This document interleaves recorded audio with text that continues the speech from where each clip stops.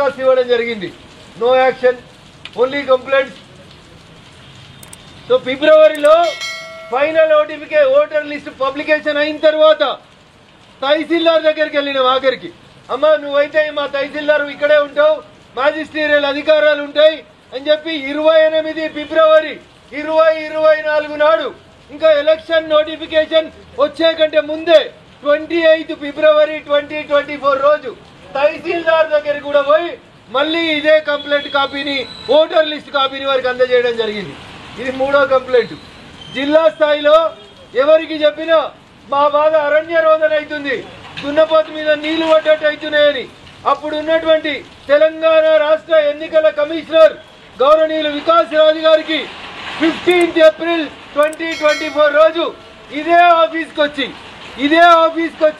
15 April 2024 రోజు తెలంగాణ ఎన్నికల అధికారి అప్పటి వికాస్ రాజు సార్కి మళ్ళీ సేమ్ దరఖాస్తునిచ్చి దాదాపు 700 పైచీలకు దొంగ ఓట్లు ఒకటే ఒక చిన్న పల్లెటూరులో ఆడైనా సార్ దీని మీద యాక్షన్ తీసుకోమని చెప్పినాం. ఇటు నుంచి దరఖాస్తులు అడిపోతున్నాయి, నో రెస్పాన్స్. అయితే ఇక్కడ మిత్రులందరూ కూడా గమనించాలి, రాష్ట్ర ప్రభుత్వం కూడా గమనించాలి. దాన్నే ఓట్లున్నాయని ఎట్లా చెప్తావు, నీకేం తెలుసు అని అడిగే డౌట్లు కూడా కొంతమంది మేధావులకు వస్తుంది.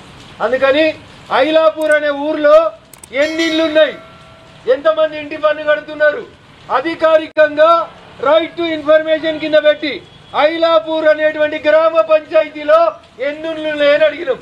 1-1 తోటి మొదలైతే 3-8 వరకు ఇండ్లు ఉన్నాయి.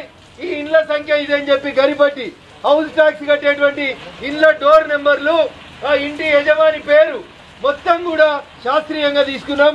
ఆ ఊర్లో ఉన్న ఇంటి లాస్ట్ నెంబర్ 3-8కి పోయింది. 1-1 తోటి మొదలై 3-8 దాకా ఐలాపూర్ లోపల ఇండ్లున్నాయి.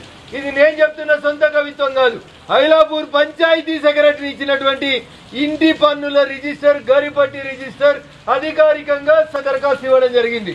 No action, only complaints. So ఫిబ్రవరిలో ఫైనల్ ఓటర్ లిస్ట్ పబ్లికేషన్ అయిన తర్వాత తహసీల్దార్ దగ్గరికి వెళ్ళిన ఆఖరికి, అమ్మ నువ్వైతే మా తహసీల్దార్ ఇక్కడే ఉంటావు, మ్యాజిస్ట్రేరియల్ అధికారాలు ఉంటాయి అని చెప్పి 28 ఫిబ్రవరి 2024 నాడు ఇంకా ఎలక్షన్ నోటిఫికేషన్ వచ్చే కంటే ముందే 28 ఫిబ్రవరి 2024 రోజు తహసీల్దార్ దగ్గరికి కూడా పోయి మళ్ళీ ఇదే కంప్లైంట్ కాపీని, ఓటర్ లిస్ట్ కాపీని వారికి అందజేయడం జరిగింది. ఇది 3వ కంప్లైంట్. జిల్లా స్థాయిలో ఎవరికి చెప్పినా మా బాధ అరణ్య రోదన అవుతుంది, దున్నపోతు మీద నీళ్లు పడ్డట్టు అవుతున్నాయని అప్పుడు ఉన్నటువంటి తెలంగాణ రాష్ట్ర ఎన్నికల కమిషనర్ గౌరవనీయులు వికాస్ రాజు గారికి 15 ఏప్రిల్ 2024 రోజు ఇదే ఆఫీస్కి వచ్చి 15 ఏప్రిల్ 2024 రోజు తెలంగాణ ఎన్నికల అధికారి అప్పటి వికాస్ రాజు సార్కి మళ్ళీ సేమ్ దరఖాస్తునిచ్చి దాదాపు 700 పైచీలకు దొంగ ఓట్లు ఒకటే ఒక చిన్న పల్లెటూరులో ఆడైనా సార్ దీని మీద యాక్షన్ తీసుకోమని చెప్పినాం. ఇటు నుంచి దరఖాస్తులు అడిపోతున్నాయి, నో రెస్పాన్స్. అయితే ఇక్కడ మిత్రులందరూ కూడా గమనించాలి, రాష్ట్ర ప్రభుత్వం కూడా గమనించాలి. దాన్నే ఓట్లున్నాయని ఎట్లా చెప్తావు, నీకేం తెలుసు అని అడిగే డౌట్లు కూడా కొంతమంది మేధావులకు వస్తుంది. అందుకని ఐలాపూర్ అనే ఊర్లో ఎన్ని ఇళ్ళు ఉన్నాయి, ఎంతమంది ఇంటి పన్ను కడుతున్నారు, అధికారికంగా రైట్ టు ఇన్ఫర్మేషన్ కింద పెట్టి ఐలాపూర్ అనేటువంటి గ్రామ పంచాయతీలో ఎన్ని ఉన్నాయని అడిగినాం. 1-1 తోటి మొదలైతే 3-8 వరకు ఇండ్లు ఉన్నాయి. ఈ ఇండ్ల సంఖ్య ఇదని చెప్పి గరిపట్టి హౌస్ ట్యాక్స్ కట్టేటువంటి ఇండ్ల డోర్ నెంబర్లు, ఆ ఇంటి యజమాని పేరు మొత్తం కూడా శాస్త్రీయంగా తీసుకున్నాం. ఆ ఊర్లో ఉన్న ఇంటి లాస్ట్ నెంబర్ 3-8కి పోయింది. 1-1 తోటి మొదలై 3-8 దాకా ఐలాపూర్ లోపల ఇండ్లున్నాయి. ఇది నేను చెప్తున్న సొంత కవిత్వం కాదు, ఐలాపూర్ పంచాయతీ సెక్రటరీ ఇచ్చినటువంటి ఇంటి పన్నుల రిజిస్టర్, గరిపట్టి రిజిస్టర్ అధికారికంగా